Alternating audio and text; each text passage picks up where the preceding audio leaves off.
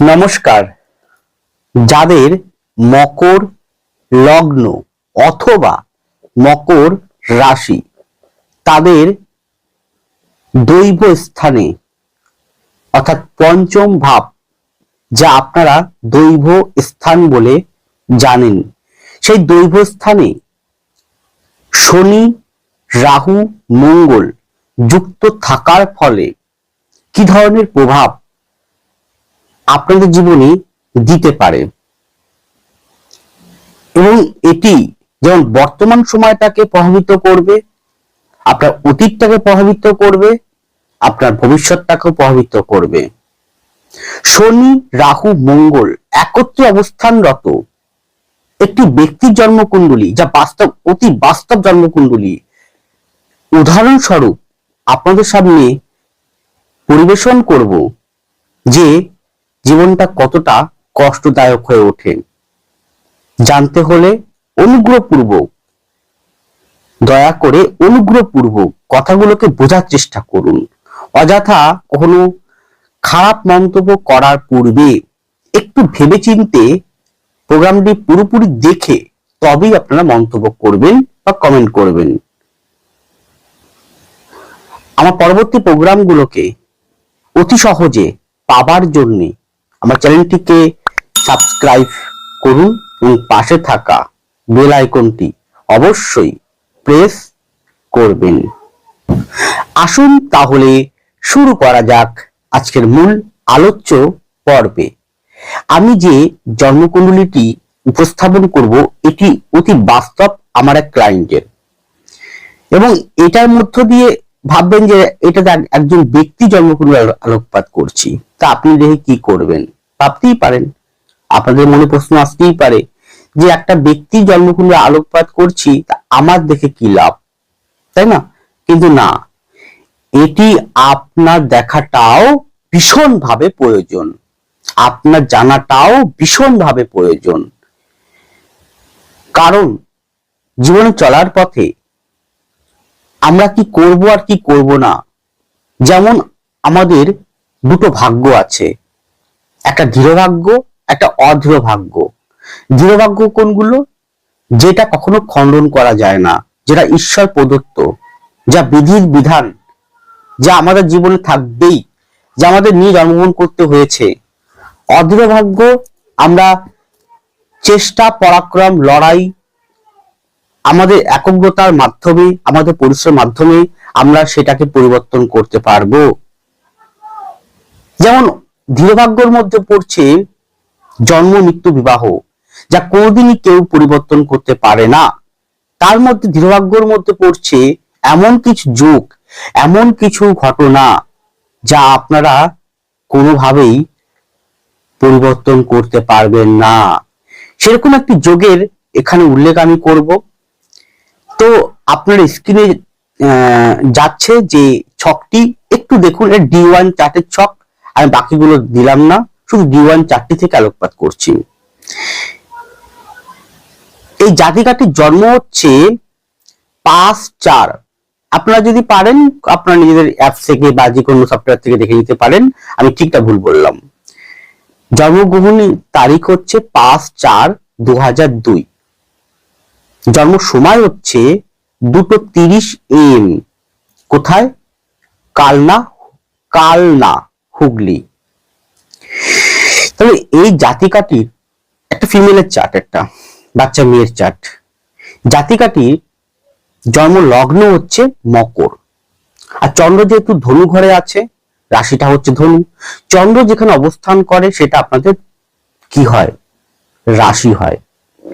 রাশির থেকেও বেশি ইম্পর্টেন্স হচ্ছে লগ্ন, লগ্ন থেকেও বেশি ইম্পর্টেন্স হচ্ছে সুদর্শন চক্র, তার থেকেও বেশি ইম্পর্টেন্স হচ্ছে বিভিন্ন ভাগগুলি, যেমন ভাব, ডিগ্রি, গ্রহদের বলবত্তা, গ্রহরা পীড়িত না দুর্বল, না সবল, দুস্থানগত না উচ্চস্থগত, উচ্চস্থগত হলে সত্যি উচ্চস্থ হয়েছে কিনা, নিচস্থ হলে সত্যি নিচস্থ হয়েছে কিনা, নিজভঙ্গ আছে কিনা, রাজ্যকারী গ্রহের অবস্থান কেমন, D9টি কেমন, সবথেকে গুরুত্বপূর্ণ D9 নবাংশটা কেমন, ডেকানটা কেমন, গ্রহগুলো নক্ষত্র পেয়েছে, যে নক্ষত্র বিচরণ করছে জন্মকালীন সময়ে, সে নক্ষত্রগুলো কেমন নবতার চক্রমে রয়েছে, স্বর্ণায় চক্রমে রয়েছে, তার থেকে হলে হাত।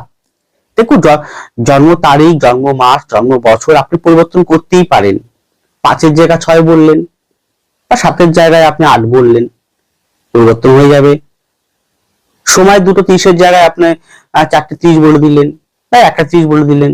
কিন্তু হাত কি পরিবর্তন করা যায়? যার জন্য গভর্নমেন্ট, সরকার কি করে, যে হাতের ছাপ নেয়, চোখের ছবি নেয়। কেন নেয়? কারণ পরিবর্তন করা যায় না। আজ আধার কার্ড আছে বলে আপনি কোনো জায়গায় পালিয়ে বাঁচবেন না, ধরা পড়ে যাবেন। যদি আপনার আধার কার্ডের সাথে যুক্ত থাকে, আপনার লিঙ্ক থাকে আপনার যে কোনো কিছুতে, আপনি পালিয়ে বাঁচতে পারবেন না, ধরা আপনার পড়তেই হবে প্রমাণ। কারণ হাতের ফিঙ্গারপ্রিন্ট এবং চোখের রেটিনার যে সায়েন্টিফিক যে ব্যাখ্যা রয়েছে, এটা কখনো পরিবর্তন করা যায় না। ঠিক তেমন আমাদের জন্মকুণ্ডের মধ্যেও কিছু যোগ থাকে যা কখনো পরিবর্তন করা যায় না। আমি এবার পরপর বলবো। আপনারা আমার মকর লগ্ন দেখেছি, এই রিসেন্ট কয়েকটা খুব বাজে বাজে কমেন্ট করছে অশ্লীল ভাষায় মকর উপরে। দেখুন, আমি অতি বাস্তবটা, সত্যি কথাটা আমি যদি বারবার না বলি, সঠিক পথ না দেখাই, তাহলে একটা ভুল আপনারা বারবার করবেন, ভুলের পর ভুলের পাহাড় করে গড়ে তুলবেন। তাতে কি হবে? ক্ষতি তো আপনিই হচ্ছে না চলার পথে। আমার কিছু হবে বলুন তো? বরঞ্চ আপনারা আমাদের মতো অ্যাস্ট্রোলজারদের প্রোগ্রাম দেখবেন না, বন্ধ করে দেবেন, সেটা আপনার ব্যক্তিগত ব্যাপার। কিন্তু ভুল তো আপনার হচ্ছে না। ভুলটাকে সংশোধন করার জন্য একজন ব্যক্তির প্রয়োজন, যে আপনাকে সঠিক পথ দেখাবে, প্রশংসাও করবে আর ভালোটাও বলবে। যাই হোক, ছকটিতে দেখুন, পঞ্চম ভাবে কে বসে আছে? রাহু বসে আছে মঙ্গলের নক্ষত্র নিয়ে, শনি বসে আছে চন্দ্রের নক্ষত্র নিয়ে। তার মানে লগ্নের, মকর লগ্নের বিপরীত তত্ত্ব অর্থাৎ চন্দ্রের নক্ষত্র নিয়ে মঙ্গল বসে, এবং চন্দ্র শনি দুটোই বিপরীত তত্ত্বের অধিকারী। দেখুন, কোন গ্রহ, আপনারা হয়তো জানেন যে শনি শত্রু মঙ্গল, মঙ্গলের শত্রু শনি। কোনো গ্রহ কেউ কারো শত্রু নয়, কারো মিত্র নয়। যে যার কারকতা অনুযায়ী ফল প্রকাশ করে, ফল প্রদান করে, এটাই বাস্তব। তাহলে এখানে কি হচ্ছে? মঙ্গল বসে আছে রবি নক্ষত্র নিয়ে, তার মানে অষ্টমপতি নক্ষত্র নিয়ে। কোথায় বসে আছে? পঞ্চম ভাবে, দৈব স্থানে। জীবন ডেভেলপমেন্ট করার প্রথম ধাপটা, আমাদের বেসিক ডেভেলপমেন্ট কাঠামো, যেটা খুঁটি, সেই জায়গায়। তাহলে এই জাতিকাটি কি হচ্ছে? অত্যাধিক পরিমাণে আলস্যপ্রিয়তা হচ্ছে। আমি বারবার কথা বলি না, জন্মকুণ্ডলীর বৃহস্পতি এবং শনিকে অত্যন্ত ভাব থাকতে হয় জন্মকুণ্ডলীতে। শনি হচ্ছে একটা জন্মকুণ্ডলীর প্রাণ বায়ু, প্রাণ কেন্দ্রবিন্দু। শনি যদি খারাপ হয়ে যায় হাতে বা জন্মকুণ্ডলীতে, সে ব্যক্তি জীবনটাও কষ্টের হয়।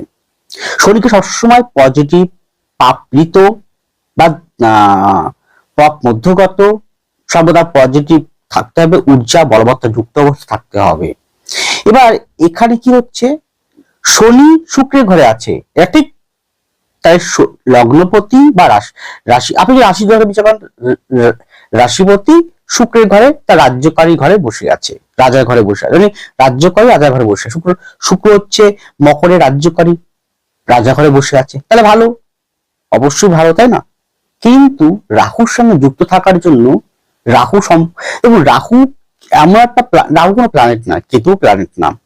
রাহু সঙ্গে যে গ্রহ অবস্থান করবে, বা রাহুর উপর দিয়ে যে গ্রহ পাস করবে, রাহু সেই গ্রহগুলোকে তার নেগেটিভ যে ইলিউশন, নেগেটিভ যে খারাপ যে কারকতা, তার উপরে বিস্তার ফেলে দেবে পুরোপুরি, তাকে ক্যাপচার করে নেবে। তাহলে কি করলো? এখানে চতুর্থপতি মঙ্গলকে সে পীড়িত করলো, সে শনিকে পীড়িত করলো। তারপরে কি হলো? এই জাতিকাটি কম বয়স থেকে, এখনো বয়স কম, মাত্র 22 বছর প্লাস বয়স, পড়াশোনার প্রতি মনোযোগ নেই, অন্য কিছুর প্রতি মনোসংযোগ, তার আলস্যতা, খামখেয়ালিপনা, যে কোনো কাজকে সে ঢিলেমি করে, না এখন করব না, পরে করব, বা যে কোনো কাজের উৎসাহটা খুব ভালো করে শুরু করে, কারণ তৃতীয় যেহেতু রবি এবং বুধ রয়েছেন, উৎসাহটা খুব ভালো করবে, কিন্তু উৎসাহটা মাঝপথে গিয়ে আটকে যাবে, আর সে কমপ্লিট করবে না, কারণ চতুর্থ শুক্র রয়েছে। আবার এখানে দেখুন, এই যে আপনার যে দেখতে পেয়েছেন যে হরস্কোপটি, তা এখানে মঙ্গল এবং শুক্রের মধ্যে ক্ষেত্র বিনিময় আছে, থাকলেও শুক্র কেতুর নক্ষত্র নিয়ে আছেন, তাই না? তাহলে কি হলো, শুক্র কেতু নক্ষত্র থাকার ফলে কি হলো, সেই কেতু কোথায় অবস্থান, কালপুরুষের অষ্টম ভাবে, একাদশে, সাকসেসের জায়গায়। এবার কি হলো, এই জাতিকাটি খামখেয়ালিপনা, প্রচন্ড জেদ, কখন কি ভাবে নিজেও জানে না, ফিকেল মাইন্ড, কখন কি ভাবে নিজেও জানে না, সকালে ভাবে একরকম, বিকেলে ভাবে একরকম। সে এর মধ্যে প্রতিভা আছে, ক্রিয়েটিভিটি আছে, থাকাই উচিত, কেন শুক্র যেহেতু চতুর্থে মঙ্গলের ঘরে, মঙ্গল শুক্রের ঘরে আছে কি তাকে, এবং কালপুরুষের দ্বাদশ মীনের ঘরে বুধ রবি রয়েছে, তো এবং বুধ রয়েছে বুধের নক্ষত্রে, রবি রয়েছে বুধের নক্ষত্রে, বৃহস্পতি রয়েছে কোথায়, বুধের ঘরে, তাহলে বুধ এবং বৃহস্পতির মধ্যে ক্ষেত্র বিনিময় আছে, আবার দেখেছেন বুধের ঘরে বৃহস্পতি, বৃহস্পতির ঘরে বুধ, ক্ষেত্র বিনিময়, তাহলে ক্রিয়েটিভিটি দিয়েছে, এবং বৃহস্পতির ঘরে চন্দ্র রয়েছে, চন্দ্র বৃহস্পতি একে দৃষ্টি করছেন, তাহলে প্রতিভা দিয়েছে, ক্রিয়েটিভিটি দিয়েছে, ক্রিয়েটিভিটি বা সৃষ্টিমূলক কর্ম দিয়েছে, কিন্তু সেটাও না ও কমপ্লিট করতে পারছে না, ইনকমপ্লিট রেখে দিচ্ছেন, মনের মধ্যে শান্তি। এমনিতে আমি বারবার বলি, মকরদের চেনা আর মকরদের খুশি করা এ ভগবানও পারে না, এরা কখন কিভাবে উপস্থাপন করবে নিজেও যায় না, এরা মনে থাকে একরকম, মুখে বলে আরেক রকম, এদের চেনা মারাত্মক টাপ, এদের রিড করা মারাত্মক টাপ। যে 12টা রাশি আছে, লগ্ন আছে, তারপর সব থেকে যদি কেউ চিনতে না পারে তাহলে হচ্ছে মকর, তারপর হচ্ছে কুম্ভ, চাপা প্রকৃতির, চিনতে পারবে না মানুষের দেখে, কখন কিরূপ রূপ ধারণ করবে নিজেও জানে না। কিন্তু আমরা প্র্যাকটিস করতে, আমি দীর্ঘ 16 বছরে কয়েক হাজার আমি হরস্কোপ দেখেছি, কথা বলেছি, তো আমি মানুষকে দেখলে বুঝতে পারি বা হরস্কোপ দেখলে জেনে যাই যে ব্যক্তিটা এরকম চরিত্র হতে পারে, তাই না? তো যাই হোক, তো এ কি হলো, এখানে শনি রাহু মঙ্গলের কম্বিনেশন দৈব ভাবে থাকার জন্য জীবনটা কঠিন হয়ে উঠলো।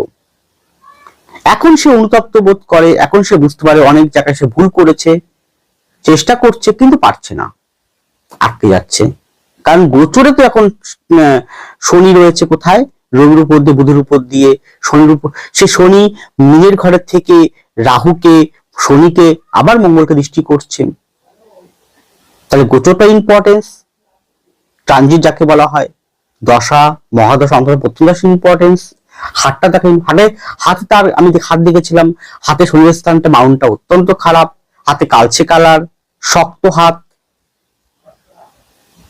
সবসময় একটা, এবং খুব স্পষ্ট কথা বলে, মারাত্মক স্পষ্ট কথা বলে, মুখের উপর স্পষ্ট কথা বলে ফেলবে, চরম অপ্রিয় চরম সত্য বলে ফেলবে, প্রতিবাদী করে ফেলবে, প্রতিবাদ মুখর হয়ে উঠবে। ইভেন তা শুধু নয়, অনেক ক্ষেত্রে এরা হঠকারী সিদ্ধান্ত ও ভুলবশত ভাবে, এমন কোন সিদ্ধান্ত মাঝে মাঝে মনের মধ্যে নিয়ে আসছে যেটা সাধারণত কোনো মানুষ নিতে চায় না, নেওয়া উচিত না, বারবার আমি বারণ করি, এই সিদ্ধান্ত, এই চিন্তা ভাবনা কখনো অন্তর্মননে আনবেন না, সেটা নিয়ে আসে অন্তর্মননে, কিন্তু হয়তো সেটা কোনো তার কোনো ব্যক্তিগত পরিস্থিতি, চাপ পরিস্থিতির জন্য হতে পারে, কিন্তু সেটাও কিন্তু পুরোপুরি হয় না, কারণ বৃহস্পতি এবং চন্দ্র একে অপরকে দৃষ্টি করছে, আবার এদিকে শুক্র মঙ্গলের ক্ষেত্র বিনিময় রয়েছে, বুধ বৃহস্পতি ক্ষেত্র বিনিময় রয়েছে, সেটা কিন্তু হচ্ছে না, এই নিচ্ছে কিন্তু সে চিন্তা ভাবনা কেন নিচ্ছে, তার সিদ্ধান্তের জায়গা, আমরা বলি চতুর্থের দ্বিতীয় মানে মনের স্থান, মনের জায়গা, তার দ্বিতীয় সঞ্চয়ের জায়গা, সেখানে রাহু শনি মঙ্গল বসে আছে, সে সিদ্ধান্ত নিচ্ছে কিন্তু সেটা ফলপ্রসূ হচ্ছে না। তাহলে শনি মঙ্গল রাহু যদি আপনাদের কারো জন্মকুণ্ডলিতে অবস্থানগত হয়, দৃষ্টিগত হয়, বা সেটা D9ও হতে পারে, ডেকানও হতে পারে, ভাবেও হতে পারে, দশমাংশে হতে পারে, ষষ্ঠাংশে হতে পারে, তাহলে তার জীবনটা কিন্তু কষ্টকর হবে এবং খুব কঠিন কষ্ট যাবে। লড়াই তাদের পিছু কোনদিন আজীবন পিছু ছাড়বে না, মনে শান্তির দিকটি দেবে না। যাকে বলা হয় দৈবের অভিশাপ, এক প্রকার বলা হয় দৈবের অভিশাপ। ঠিক যেমন এটা আমি সেই দৃঢ় ভাগ্যের মধ্যে পড়ছে, যা পরিবর্তন করা যায় না কখনো। হ্যাঁ, কিছু রেমেডির মাধ্যমে কিছু সামান্য কিছু পরিবর্তন করা যেতে পারে, কিন্তু পুরোপুরি তাও নয়। যেটা আছে সেটা ঘটবেই। তাহলে উচিত কি? তাহলে উচিত এখানে বৃহস্পতির, এখানে চন্দ্রের, এখানে বুধের পাওয়ারটাকে বেশি করে তাকে জীবনে অ্যাক্টিভিটি নিয়ে এবং তার মধ্যে শনিটাকে ভালো করার জন্য যে যে টোটকা বা যে কোনো ধরনের প্রতিকার দরকার সেটাকে ভালো করে এগোতে হবে। অবশ্যই রাজ্যকরী প্ল্যানেট শুক্রকেও সেই হিসেবে দেখতে কনসিডার করতে হবে। তাহলে আপনাদের যদি এরকম থাকে এবং এইরকম যোগ যদি গোচরও তৈরি হয়, মানে ট্রানজিটও তৈরি হয়, তার সেই সময় সময় কিন্তু আপনাদের জীবনে এরকম ঘটনা ঘটিয়ে দেবে। এবং এই জাতিকার প্রেম প্রীতি জায়গাটাও গন্ডগোল। এবং এই জাতিকা যদি পরবর্তী বিবাহ করেনি, বিবাহ বিলম্ব, যদি বিবাহ পরবর্তীকালে করে, বিবাহিত জীবনের ক্ষেত্রে, সন্তানের ক্ষেত্রে হওয়ার ক্ষেত্রে তার সমস্যা করবে। অলরেডি দেখুন, শনি মঙ্গল রাহু থাকে, তাহলে আঘাত প্রাপ্ত, দুর্ঘটনা, আগুন, ছুরি কাচি, ইলেকট্রিক এই ধরনের থেকে আঘাত প্রাপ্ত হয়। সেটা হয়েছে জীবনে। ছোটবেলাতেই আগুনে সে পুড়ে যাওয়ার মতো অবস্থা হয়ে গেছে তার, তাই না? তো এইগুলো হচ্ছে এক একটা জন্মকুণ্ডলীর এক একটা যোগ, যা সে বর্তমান জন্মে পায়। তাহলে আপনারা যারা মকর লগ্ন বা রাশি আছেন, যদি এরকম সংযোগ থাকে, তাহলে অবশ্যই আপনারা সেই জায়গাটাকে ঠিক করার বা ঠিক পুরোপুরি ঠিক হয়তো হয় না, তবুও তাকে শান্ত বা ব্যালেন্স করার জন্য একটা পথের পদস্যকের প্রয়োজন, যে আপনার সঠিক পথ দেখিয়ে ওই জায়গাটাকে ঠিক করার চেষ্টা করবে বা ব্যালেন্স রাখার চেষ্টা করবে। আগামী দিনে কি হবে? 26 সালটি পড়ে গিয়েছে। 26 সালটা আপনাদের কেমন যাবে, কিরকম যাবে, কোন পথে যাবে, কি করবেন কি করবেন না, তো তার জন্য অবশ্যই আপনারা যদি পারেন যে কোনো ব্যক্তির কাছে কনসালটেন্সি নিয়ে নেন। আর কখন নিজেকে কখনো দোষী মনে করবেন না। সব রাশি ভালো, সব লগ্নই ভালো, আবার সব লগ্নই খারাপ, সব রাশি খারাপ। ডিপেন্ড করছে গ্রহগুলোর অবস্থানটা কিরকম রয়েছে, তাদের কারো কথাগুলো কিরকম পজিশন রয়েছে, এটাই হাত কি কথা বলছেন। তাই অনেকেই কমেন্ট করেন যে মকরদের কোনোদিনই ভালো হবে না। এই কিছুদিন আগে একটা পোস্ট করেছিলাম, বিষাক্ত জীবন বলে একটা পোস্ট করেছিলাম, তাতে খুব বাজে বাজে কমেন্ট করেছে অনেকে। আগে আপনি টাইটেলটা দেখেছেন, থাম্বনেল দেখেছেন, ভিতরটা কি শুনেছেন? ভিতরটা কি শুনেছেন? ভিতরটা কি বলতে চাইছি আমি সেটা শুনেননি তো। সেটা না শুনে আপনার থাম্বনেল বা টাইটেল দেখেই আপনারা কমেন্ট করা শুরু করলেন, এটা ঠিক নয়। আগে শুনুন কি বলছি, আগে দেখুন কি বলতে চাইছি, কি বার্তা দিতে চাইছি, তারপরে তো কমেন্ট করবেন। যাই হোক, তো মকরদের এমনিতে 26 সালটা একটু কঠিন যাবে, ঠিক লড়াকু জীবন যাবে। এই বছরটা আপনাদের একটাই উপদেশ দেবো, একটাই টোটকা বা প্রতিকার বলবো, বেশি করে বই পড়ুন, বেশি করে শিখুন, বেশি করে নিজেকে প্রতিষ্ঠিত করার চেষ্টা করুন।